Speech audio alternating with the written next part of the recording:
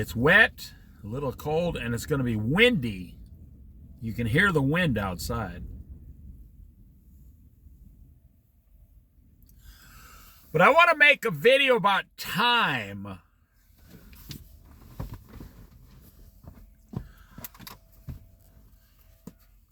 It's so sad what's happening in today's society. The most important subject, literally, whether you're saved by Jesus or not saved, is your time. Once you become saved, the question is, what are you going to do with your time after that? It's way more profound than anyone even realizes. You really don't realize how profound every hour of your day is. Now, I'm talking a certain way here, kind of slow. I'm kind of talking in blocks, so you will understand the importance of what I'm saying.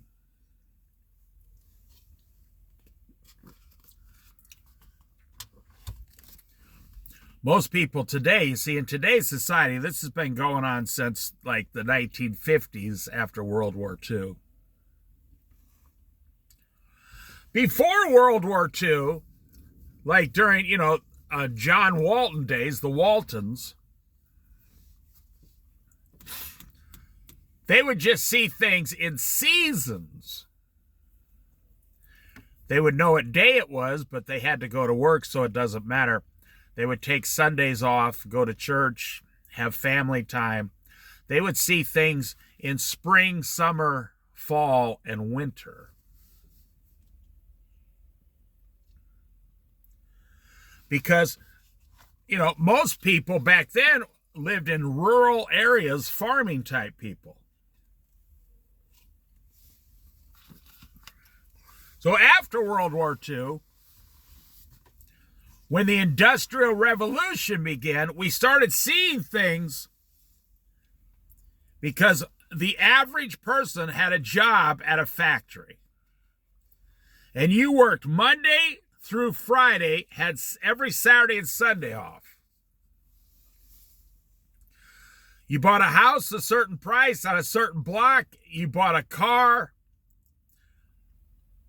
You got the new items. You got promoted after 4, 5, 6 years. Most people still went to church on Sunday.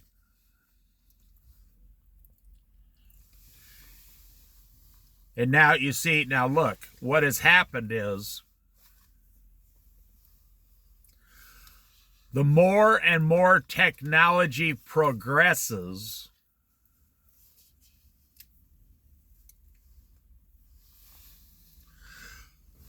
the more and more they screw up your time. Now, very few people work Monday through Friday now.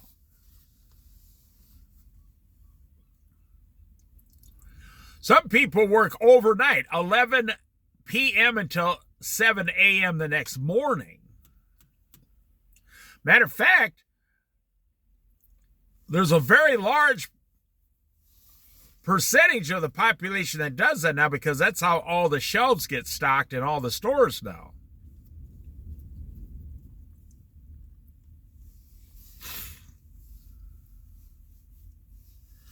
So what's happening is everybody's working different than everybody else. So there's really no, like, you're not on the same time frame as your neighbors. I bet you never thought about that. Everyone in your neighborhood within a 1 square mile of your house,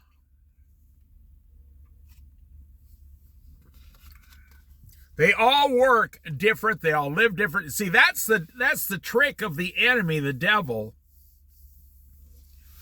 is to get us all running in different directions. Well, let's go to the playground, If the kids are all playing and taking turns, they're all calm and taking their turn and playing with the ball or playing hopscotch or jump rope. But now take a whole bunch of kids, take 100 kids and put them out on the playground and tell them all to run in a different direction than everyone else and see what happens to those kids.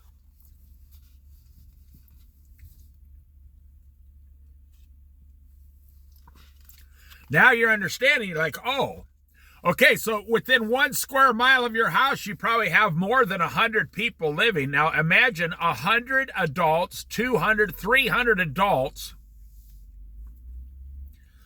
within a 1 square mile of your house, all going in the complete opposite direction that you're going in. I mean, that is a really good analogy to understand what's going on around you.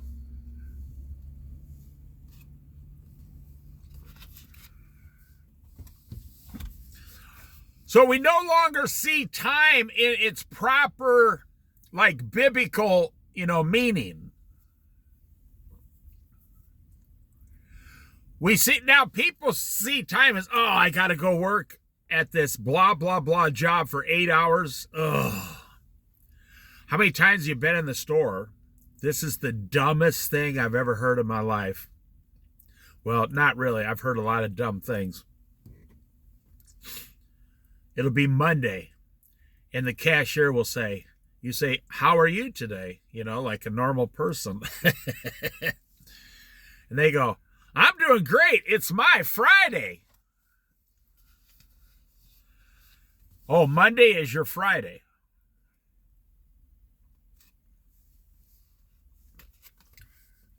Yep. And then what it means is it's their Friday. They worked 5 days. Now they got 2 days off. So they get off Tuesdays and Wednesdays. And the next person on Wednesday will say, oh, I'm doing great. Wednesday, it's my Friday. I get Thursdays and Fridays off. Well, in case as long as everything works perfect, then you get a perfectly screwed up schedule. But if everything doesn't work perfect and the other people get screwed up, then they call you in, and now you're even more screwed up than you were when you were just only screwed up. That sounds funny what I'm saying, but if you listen to what I said, it makes 100% sense.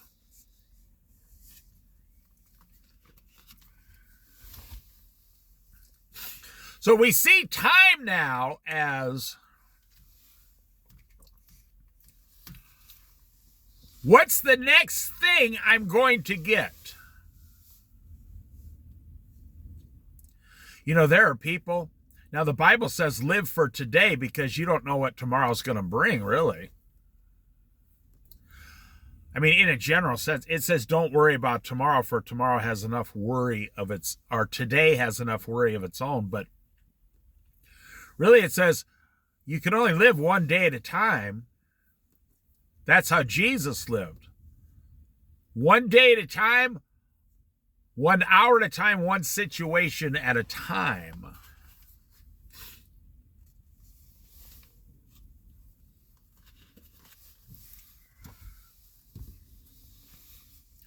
So today we don't even see in 2026. Now it's been like this for quite a while. You don't even see hours anymore. Most people I know older than me who are retired and they're not working, they say, well, in the morning, I get up and I kind of fumble around the house and whatever, and I'll make some breakfast, and then at noon, I make it out of the house and go to the store to buy some food. And I might eat that food. I might not eat that food. I might just take it home and put it in the refrigerator or whatever in the cupboards. If I run into one of my friends, we might go out to lunch.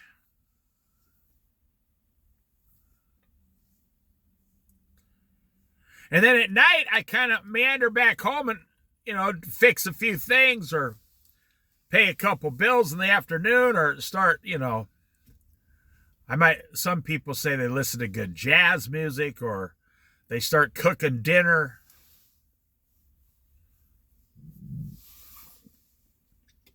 I say, I say to them, let me get this straight. You wake up and eat breakfast, you go out for lunch, and you come home and eat dinner.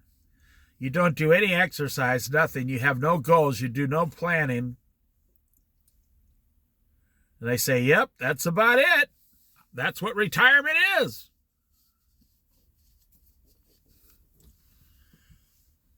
They don't even see hours. I ask retired people what day it is, and they don't know. And it's not because they're old. It's because they stopped using that system. Monday through Friday, Saturday and Sunday off. Go to church on Sunday. They've completely stopped using this system.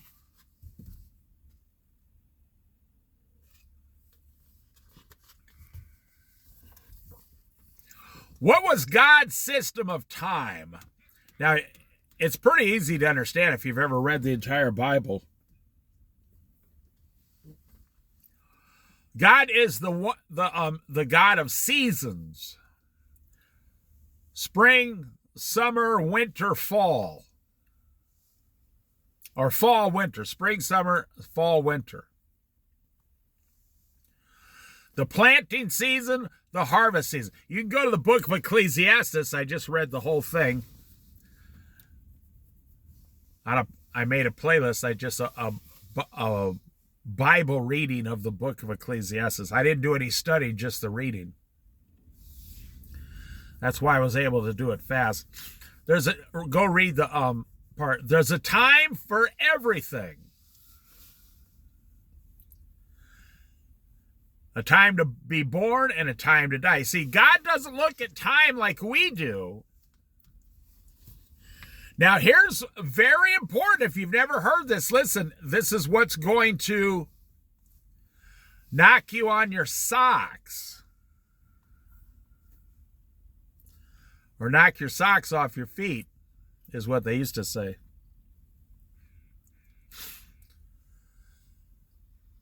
If God is under a certain time zone, not zone, but a time frame, and God is going to bless you according to those time frames,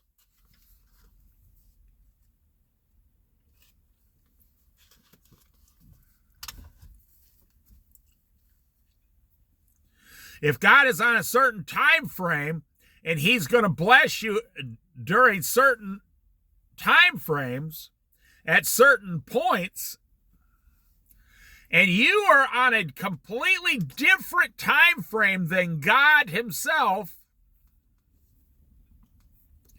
and you are sitting down here wondering, how come I'm not being blessed? How come I'm not being blessed? And then when you do get blessed, you're not ready for it, so you don't know what to do with it.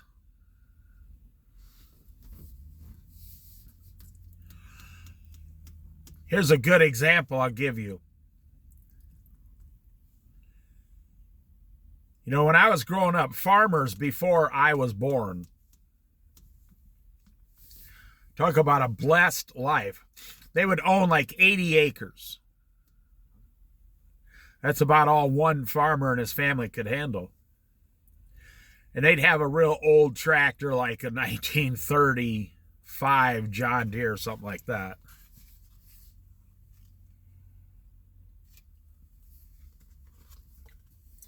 They'd have horses. I mean, they kind of lived like Amish people, but with a little bit of technology. They'd have an old Ford or Chevy truck.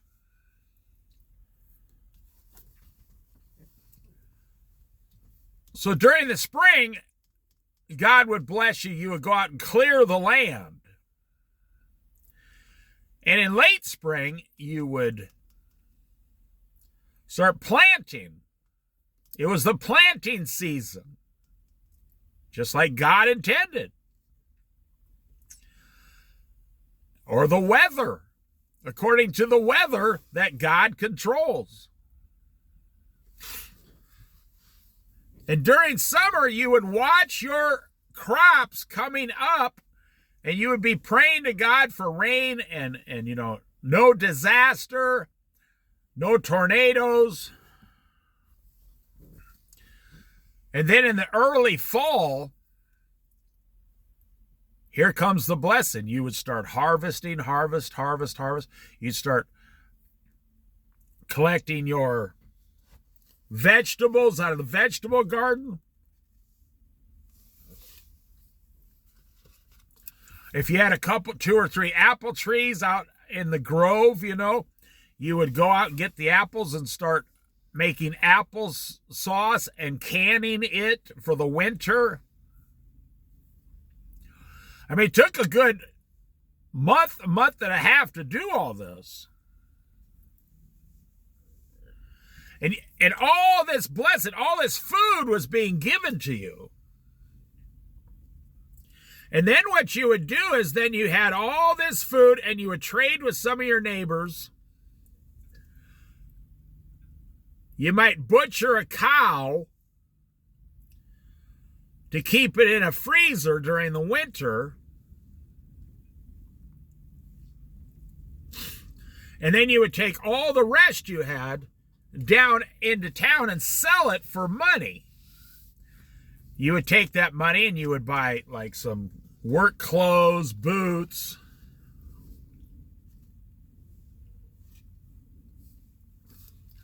Pay off your old truck. Make the payment on the farm, which back then, believe it or not, was you just pay once a year. The banks would collect all the payments after all the crops came in. And then during the winter, you would sit there. You wouldn't do much of anything. You had 4 months to do almost nothing. Now, compare that to, what a blessed life that is. You have land, you have a house, you have a wife, you have 5 kids, you have animals, you have vegetable gardens, you have, it's straight out of the Bible. You got big crops coming in. You got livestock, you got money in the bank.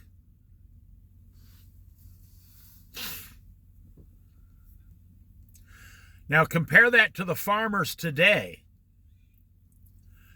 Do you know a single combine cost over $1 million today? Go look it up. A brand new John Deere combine costs over $1 million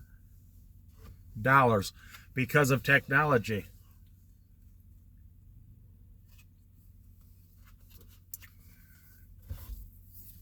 These guys have these $1 million combines and they have to go to 10 fields. They have to go to other people's fields to pick their fields just to make the combine payments. And I'm not joking. I've seen these guys online. They really are. They're hard workers, but they're really confused why they can't make it on the farm today. Because you owe $1 million on the farm and $1 million on a tractor.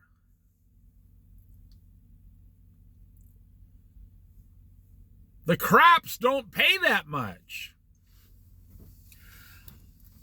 I had a conversation with a farmer online a while back.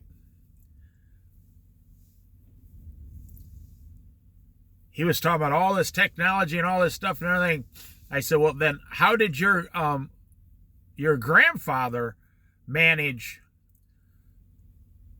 320 acres with no technology? The guy actually responded back to me and said, I've often thought about that. He says, it's astonishing what they used to accomplish back then in the 1930s and 1940s with almost no technology.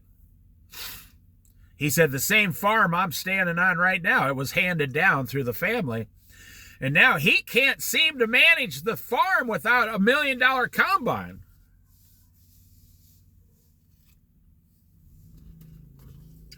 You have the right to go out and pick the corn yourself with your hands.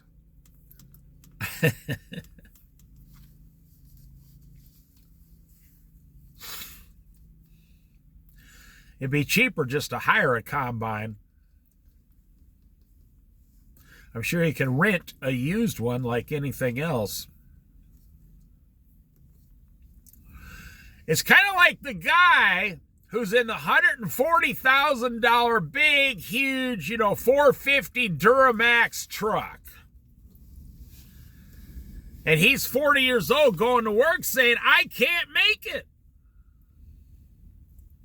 I got my $140,000 truck payment, $1,600 a month. And he's out there making, say he brings home $1,100 a week.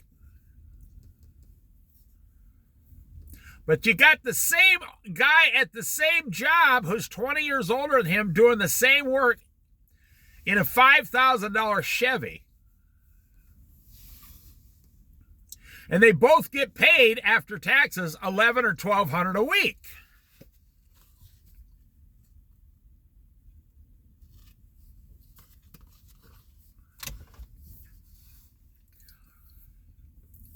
You see, having all these things, these expensive things,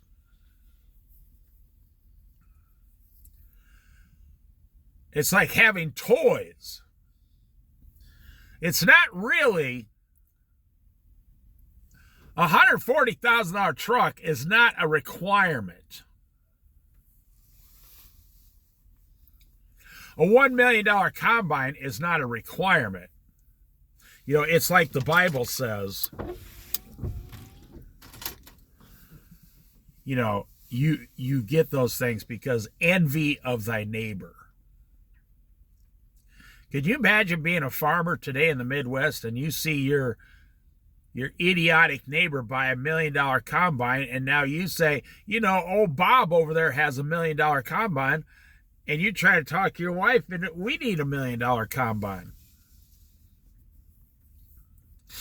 Now, if you're a city guy, like most of you are, to have a $1 million combine, you probably can't even halfway comprehend what I'm saying. $1 million for a combine to pick your crops. Go to John Deere and try to buy a brand new combine. It'll be over $1 million.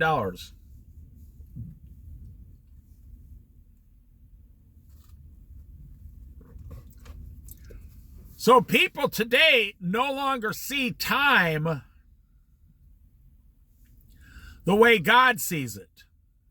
God says, now let me say again, because you got to learn this.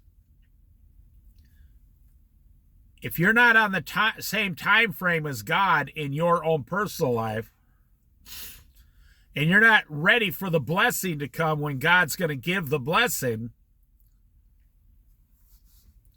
that's why your life is so screwed up today as a man living in 2026.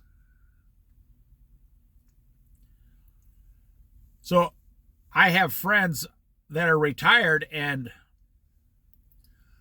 they live on $1,200 a month. And food stamps and Medicaid. They don't have to make any payments on Medicaid.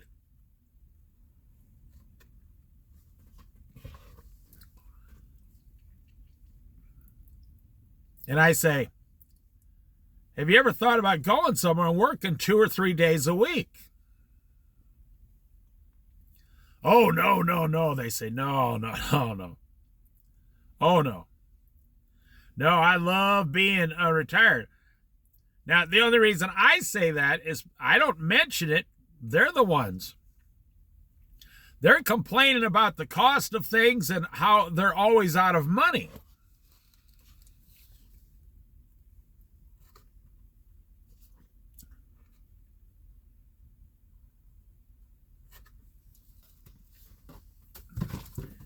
And so I say, have you ever thought about working 2 to 3 days a week?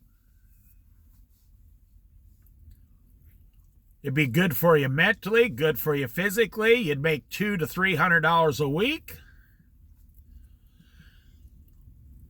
You still have the whole rest of the week to walk to 7-Eleven like you do every day. Which is, you don't do a damn thing. So I see these guys, they're living in a van, doing nothing.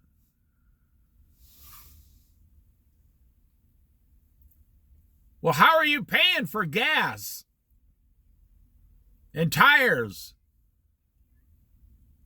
How are you paying for all this stuff? They say, well, I got a little bit of money that's running out. And I say, well, have you ever thought about getting a job 3 days a week?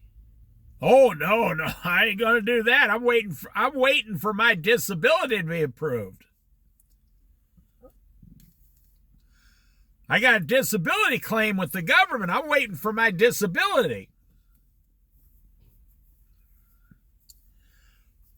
You know, we have 70 million people, baby boomers, that are going to retire here within a year or two. 60 million of them are going to be applying for Social Security. It's going to completely overwhelm everything.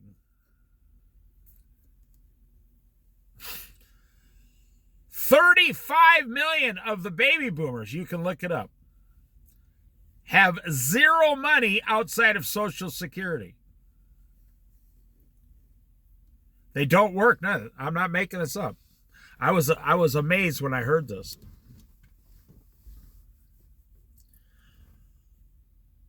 So in my projections, I would say 2, 3, maybe 4 million of them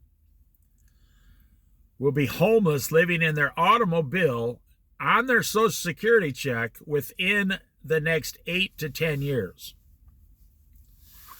So there's 1 million homeless people in America on the street.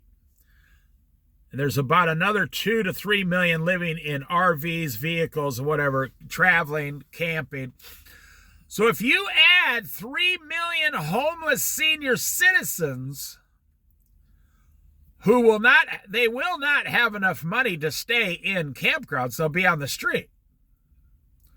They'll be between the rich traveling people, and they'll be a step above the homeless people on the street. They'll be in an automobile.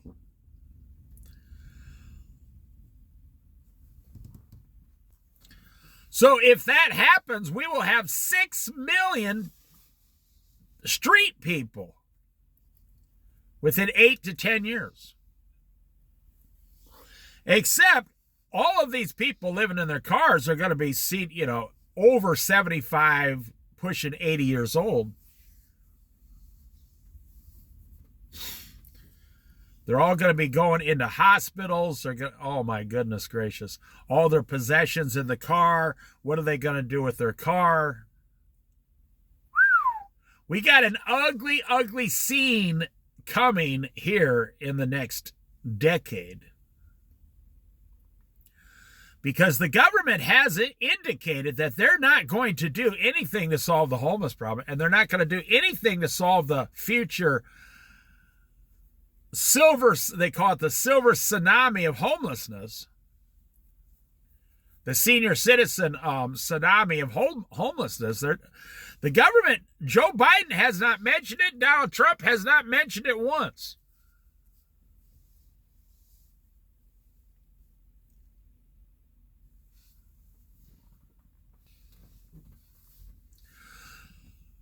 So let me wrap this up. Why you keep failing? Why you keep failing? Because you're not on the same time frame as God. You're living in a trailer, in a car, in a truck camper. You have no job. You no longer see time as God sees time. You just when you're in that situation, you just kind of wake up, look around. Depression starts setting in. Same old, same old. Oh, what's the weather like today? A person who doesn't work doesn't sleep that well. I know a lot of senior citizens at the time of life when they need 8 hours of sleep more than ever, they can't sleep over 5 hours because they don't do anything all day. They're not expending any energy outward. They just sit around all day long doing nothing. Well, here's the deal. Time is your most valuable asset that you own, and most people don't realize that.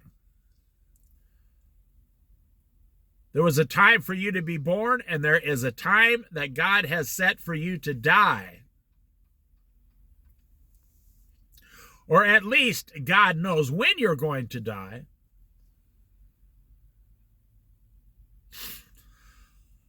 God has it all set up for you to be successful. But if you completely stop and say, I'm not going to do anything, I'm just going to sit here and do nothing, you know, here's the proper way to look at time today. I have this day. I'm going to sleep 8 hours. It's going to take me 3 or 4 hours to, shower, go to the bathroom, do my laundry, cook my meals, go to the store. So there's 12 hours. You have 12 hours today to accomplish something for Jesus Christ as a Christian. Now you say, I don't have 12 hours. I have to go to work. That's true. There goes 9 or 10 hours right there. You just proved my point. If you go to work 9 or 10 hours, if you go to work 8 hours and it takes you an hour or whatever to go to and fro and go to the store and come back home, do you know you only have 2 hours a day to yourself?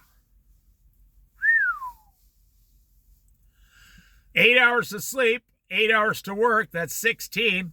Another 4 hours for miscellaneous, that's 20. So you have 4 hours to yourself. And what does the overwhelming majority of people do at the end of, right after they eat with their 4 hours? They watch TV. They watch TV. That's what they do. They watch TV and then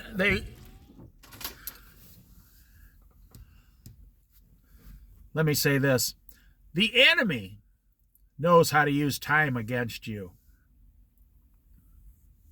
The enemy knows how to use time.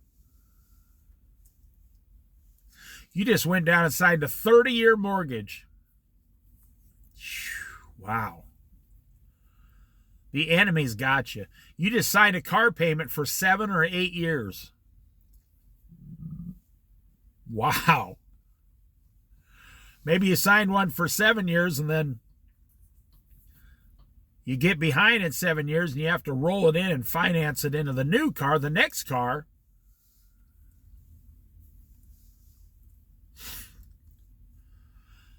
You might not believe this. It's not about money. It's about time. Life is not about money. Life is about... See, the devil, he's not trying to control your money. If he can control your time, then he'll control everything else, including your money. If you don't have time to pray, if you don't have time to read the Bible, if you don't have time to give praise and worship to your Father in heaven, if you don't have time to exercise, by the way, that's the number one thing most people say why they don't exercise, because they don't have time. Let me tell you a story and I'll try to wrap this up. I knew this guy lately. He didn't work at his job for 30 days. Just because it's that time of year, and he's about 5 years away from Social Security. But the businesses out here are going extremely slow, regardless of what the Republicans say about how great the economy's going. No, it's not. So I said, well, how are you going to make it? And the guy says, I don't know. It's going to be cutting it close. They told me I was going to have about 5 weeks off, about 35 days. So what did he do for 35 days? Spent 35 days worrying, sitting around. 35 days, he probably gained 10 pounds.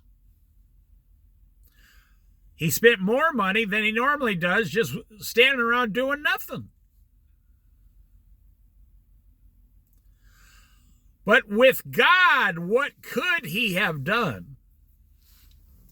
In 35 days, he could have lost 8 to 10 pounds. In 35 days, he could have exercised 35 days straight. One day, the upper body, the next day, the lower body. The next day, the upper body, the next day, the lower body. He could have exercised. You see, if someone came up to you, now I've experienced this by watching people my whole life. If you go up to the average person and say, I'm going to give you 30-day vacation, they couldn't handle it. They don't know what to do. By the time they blink and get their shoes tied, it's already over. The average person is not ready for the blessing in their life. The average person has no idea how to get ready and prepare yourself to receive a blessing from God. So when you're at work, all as you do is complain. I never have enough time. So if your boss came up and said, I'm going to give you 30 days off, you would go into a full-blown panic, total panicking. If your boss said, I'm going to give you 30 days off with pay, the average person would have no idea what to do. I've seen it firsthand. I mean, I'd say 80% of people don't know what to do if they get time off. This guy could have rode his mountain bike for 30 days straight. This guy, he doesn't have a car. He's a single guy. He could have used that 30 days to get a better job. He could have volunteered at the food bank for 30 days. Just for something to do. He could have spent 30 days meditating 1 hour every morning. He could have put the word out, hey, to all the old ladies in the neighborhood, I got 3 weeks off. If you need anything done, I'm looking to make a few extra dollars.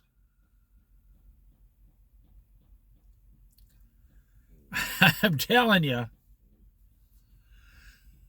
the average person is just skating along with what they got now. They don't want to get up and achieve anything, above average.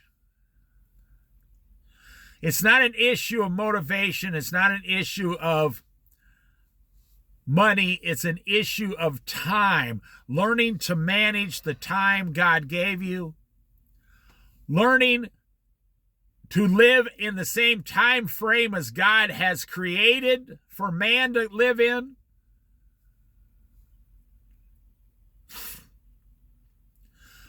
I say to people, you work very hard at your job. They say, oh, you damn right I do. Well, why don't you work that hard for yourself at home? And they say, well, yeah, that's a good point. I mean, that's how hard you work for the company. Then why don't you come home and work that hard for your own success?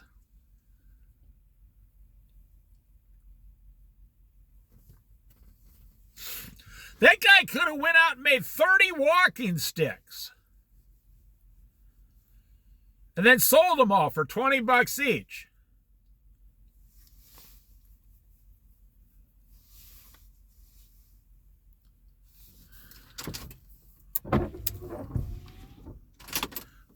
Look at these geese flying over here.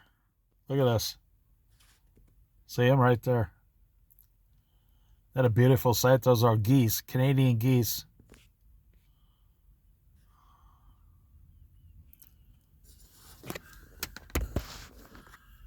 That's how God sees time, like those Canadian geese, and then they all just landed right in the river right out there.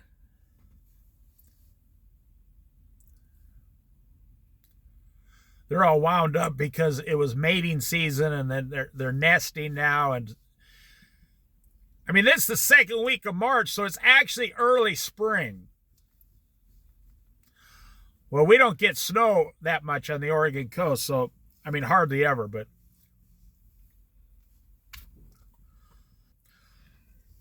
so in 3 weeks, it'll be April 1st here. It'll start being 60 degrees, 65 degrees again.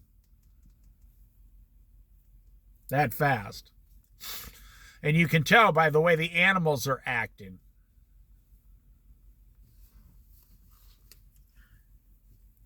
Well, let me end with this.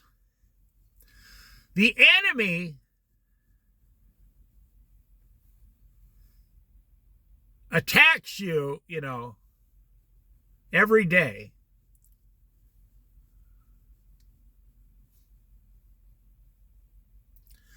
Well, like if you thought a flood was coming, when people think a flood's coming, what do? They go out in front of like if you got riverfront property, a house on a riverfront, what do people do? You run out and you put like 3,000 sandbags in front of your house so the river water doesn't, flood your house.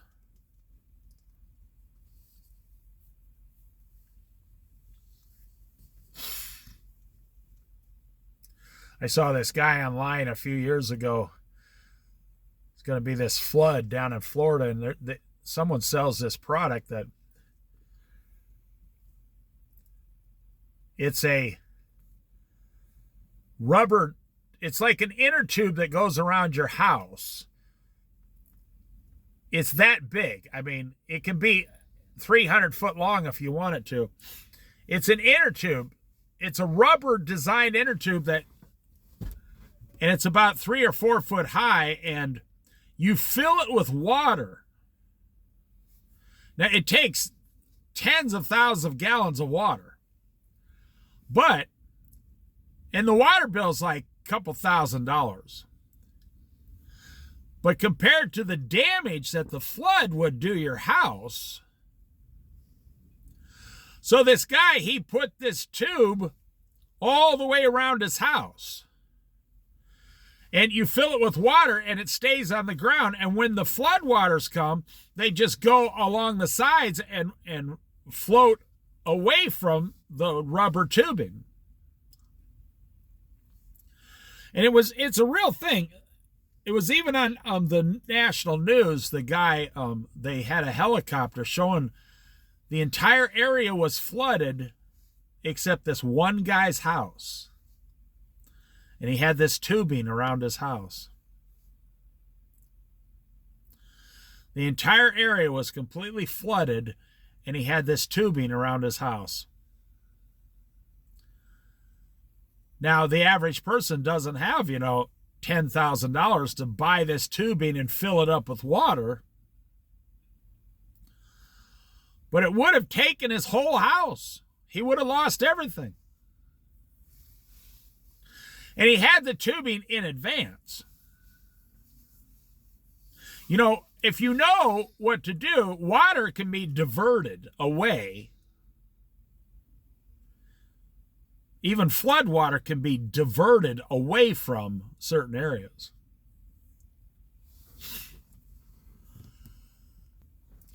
The same things if you're in a forest, like with wildfire season. I know a lot of people they live around national forests, and they'll have like 35 sprinklers, water sprinklers hooked up around their property, all pointed towards the house. It's really cheap to do.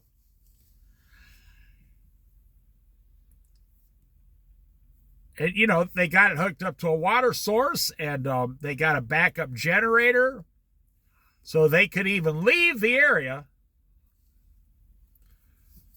And the water sprinklers, just keep going on the house. I've seen it, and all the other houses in the neighborhood are burned down except the one house that had all these water sprinklers all over it.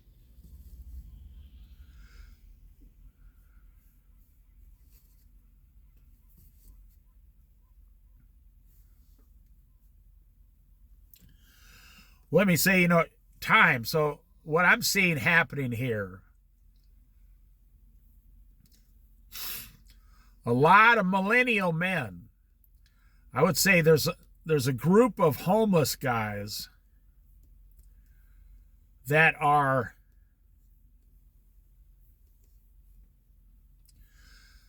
between 35 and 50 years old. Between 35 and 50 years old, and in 5 years, they'll be pushing 55 years old.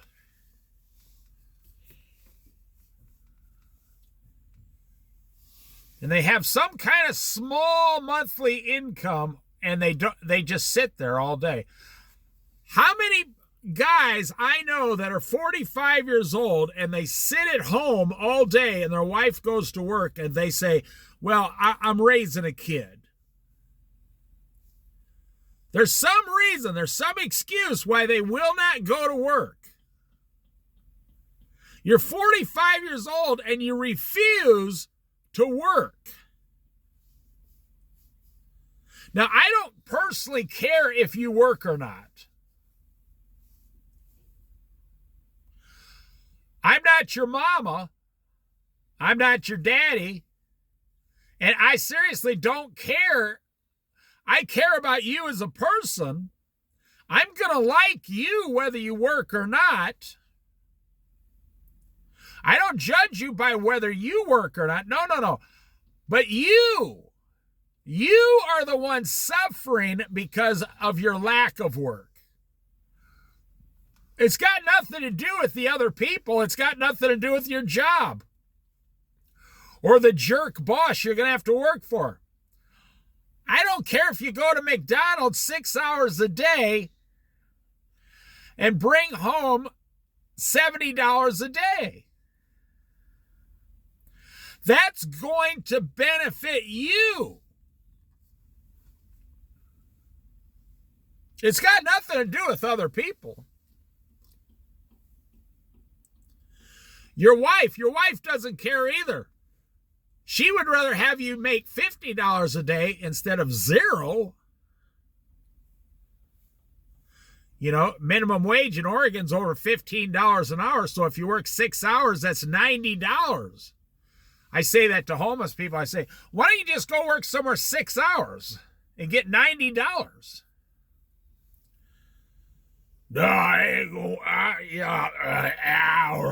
No, I ain't gonna work for the man. No, I ain't working for the man.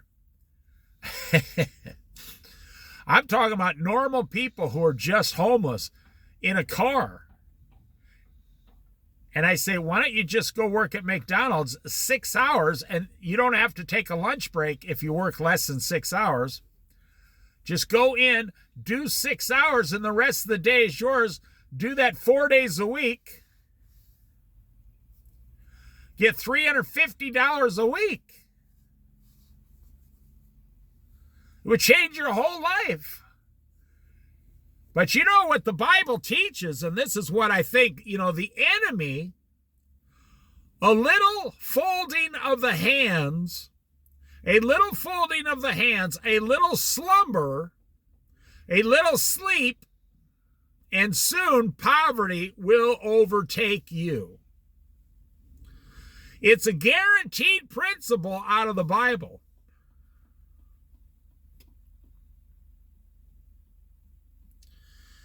I told that guy that had 30 days off, I said, why don't you paint the inside of your apartment?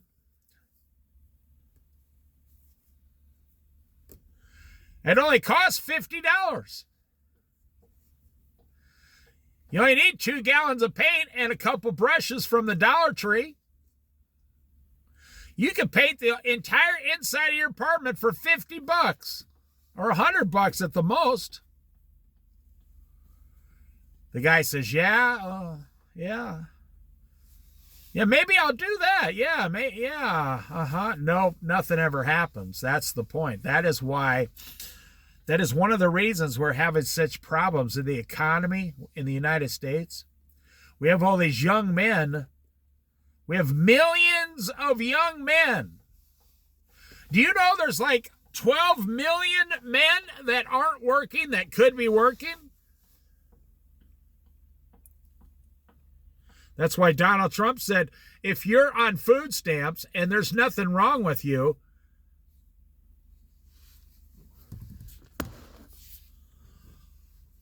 I'm going to require you to work 20 hours a week or you don't get food stamps. Remember, the media went nuts, completely berserk. They said, the media, we're going to have millions of people starving to death. And they threw that out for 6 weeks, and guess what? Nothing happened. Like 3 or 4 or 5 million people lost their food stamps, and then whatever, they didn't. Some of them were actually forced to go get a job 15 hours a week. Now, let me say about your time.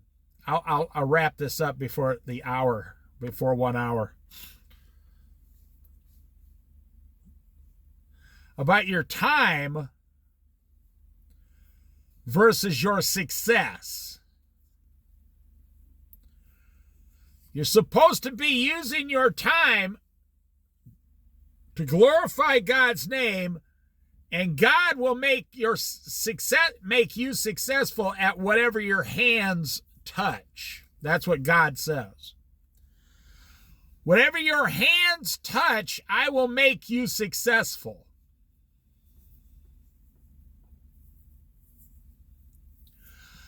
But if your hands aren't touching anything, you can't receive success.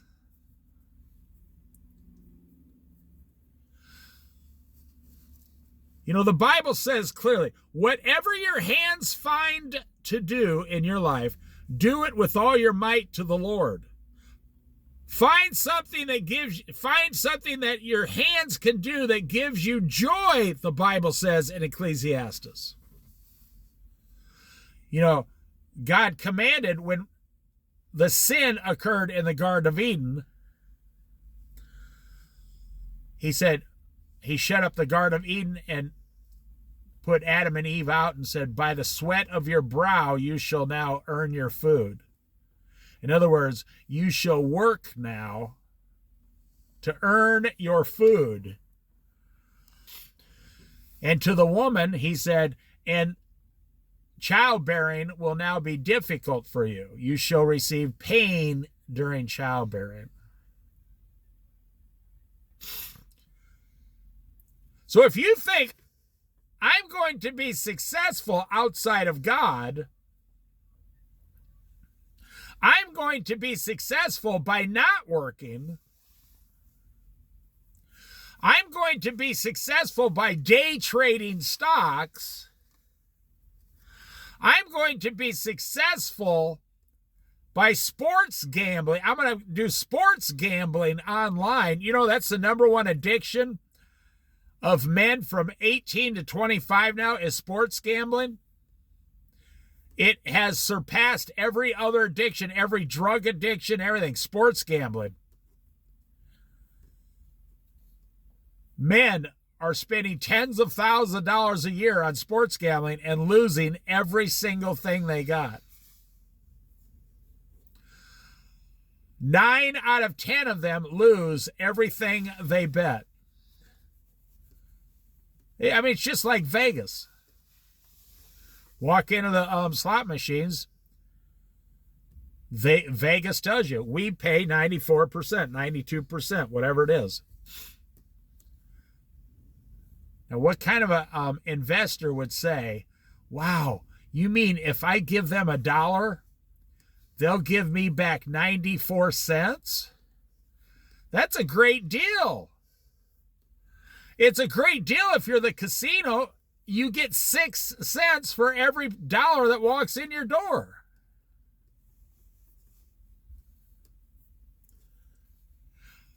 Why would you think sports gambling would be any different? I personally know people who have lost tens of thousands of dollars day trading stocks.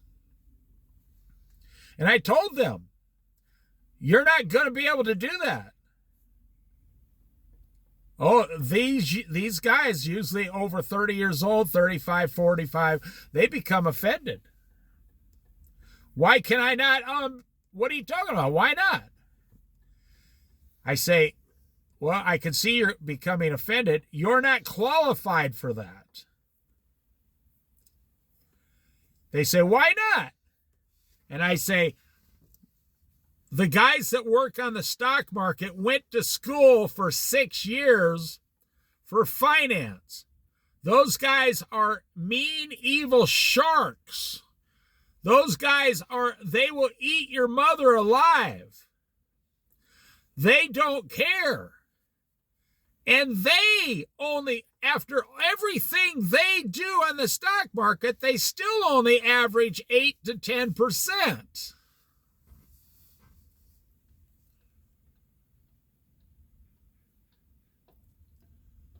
All the stockbrokers in America average 10%. Well, that's not what day trading's about. Day trading is finding a specific thing, and 3 hours later, it's going to go up 28% from like $1 to $1.28, and you're going to cash out and make 28% and claim you made a lot of money. Like if you invested $50,000 into it, then you would have made $78,000. So you made $28,000 profit, but not really. You got to pay $8,000 on tax on that.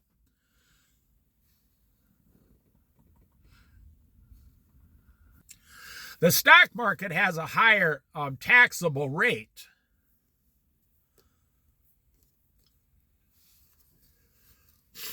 And you think you're going to do that every day. Well, there's only one way to be successful. You got to get into the seasons, the time, and the times that God is in. Go read what I said in the book of Ecclesiastes.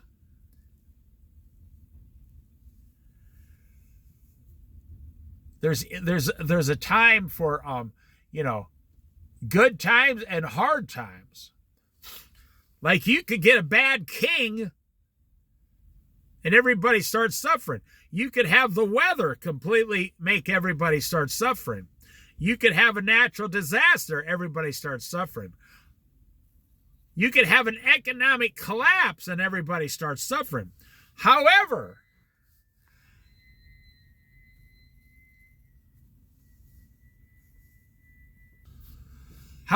the wise man will be well prepared.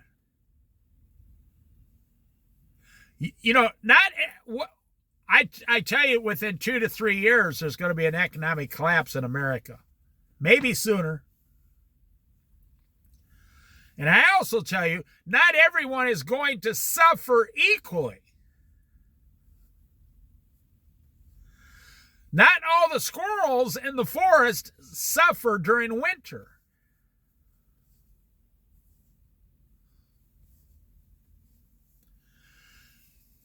The grasshopper is a consumer, consumes, never stops eating. Believe me, I grew up with grasshoppers in the cornfields of Iowa. A grasshopper, you can see them on the corn stalk. They never stop eating. They just get eat. They boing, they fly somewhere else to eat. They never stop eating.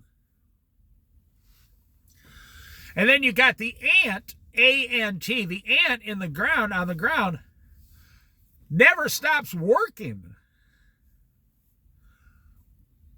The grasshopper never stops eating. The ant never stops working. And when winter comes, the ant has a whole storehouse of food underneath the ground. It is quite fascinating. They have an entire storehouse of food underneath the ground, the snow, everything, and they're completely fine. And the grasshopper, when it comes time to freezing, the grasshopper dies. And the birds of the air come and pick them up and eat them. So the birds get a big feast, and then they start flying south. All the grasshoppers die, and the ants go underground, and they're completely fine because they worked, they prepared, they stored ahead. I mean, the ant really, the Bible says, consider the ant, oh, you sluggard. Consider the ant, you sluggard. Well, God could have said the same thing. Consider the ant, you grasshopper. Well, I'm going to end right here. I could go on, but most people that listen to this, you either agree with what I'm saying, but you're not going to do, most people aren't going to do anything about it. It's very interesting, the sluggard. You take a guy who used to work his ass off, a little sleep, a little folding of the hands, a little rest, and soon poverty will overtake you. And let me tell you something. You may be sitting somewhere with a few $1,000s and you're just barely doing fine.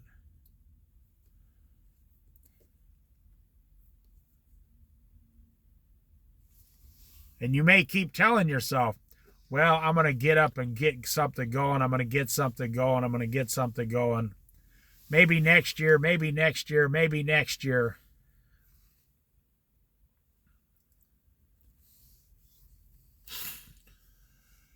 But I'm telling you, you may be doing fine now, but if all that money is gone, you're going to be miserable, completely miserable. Now, it's kind of like the rapture. People say, well, if I see the rapture, then I will become saved. Then I will believe. That's not what the Bible says. The Bible says after the rapture, God himself will send a great delusion upon the earth.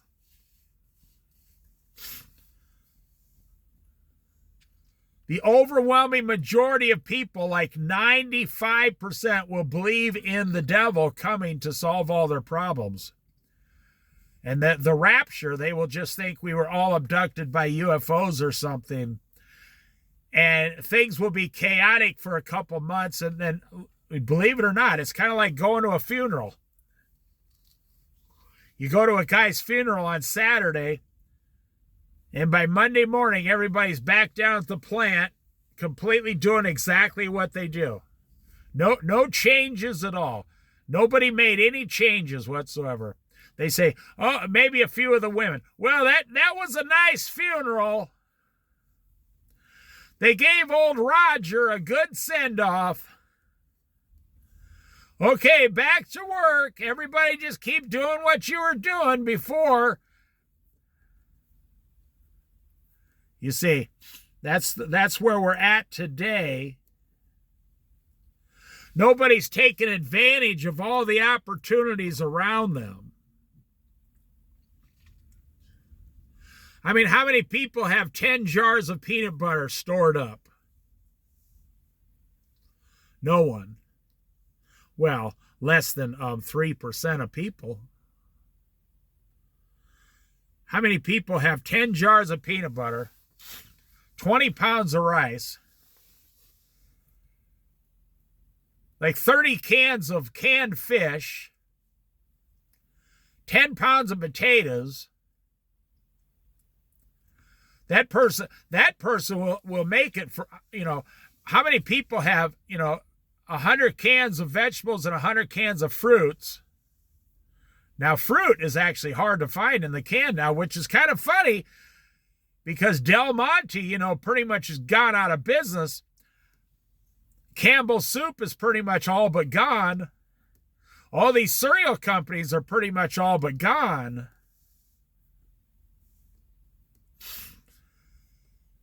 And it's exactly what the Bible says. There's a great delusion upon the sluggard.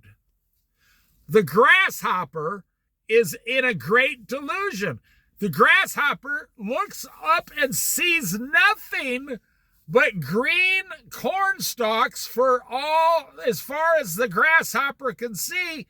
And he thinks he hit the jackpot, and he just keeps eating and eating and eating. And then winter comes and boom, he freezes to death right there on the corn stalk. I see it. And the birds come and pick him right off. I've seen it done. So you think you're sitting there and everything's fine like the grasshopper and going, and then boom, disaster comes like the Bible guarantees. It doesn't say it's going to happen. It guarantees it's going to happen. Every so often, disaster comes upon the land. And in the form of natural disaster, in the form of financial collapse, in the form of bank failures, in the form of different governments, in the form of job losses. You go to the bank today, if you got $100,000 at your local bank and you say, I want to put this in the savings, you would be hard-pressed to get 2.5% interest. You'd be hard-pressed to get over 3% interest today's society. Oh, but they have all these online bankings that you can get the money.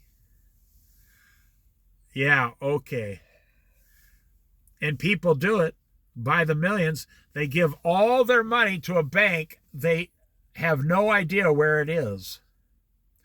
Some people give their money to a bank and it was a scam and they never see their money again. It was just someone who set up a fake bank online, offered like 7% interest, got tens of thousands of people, give them all their money, and then they disappear, into the Middle East somewhere or into China or some back room in Russia or India is the main one probably. They just steal all your money. And they just laugh and laugh and laugh. They hate Americans. These people hate Americans. They think it's fun. They don't care how long you've worked. They don't care how long it's taken you to get here. And what makes a person see greed? Well, if I could just get 8%, then I don't have to work.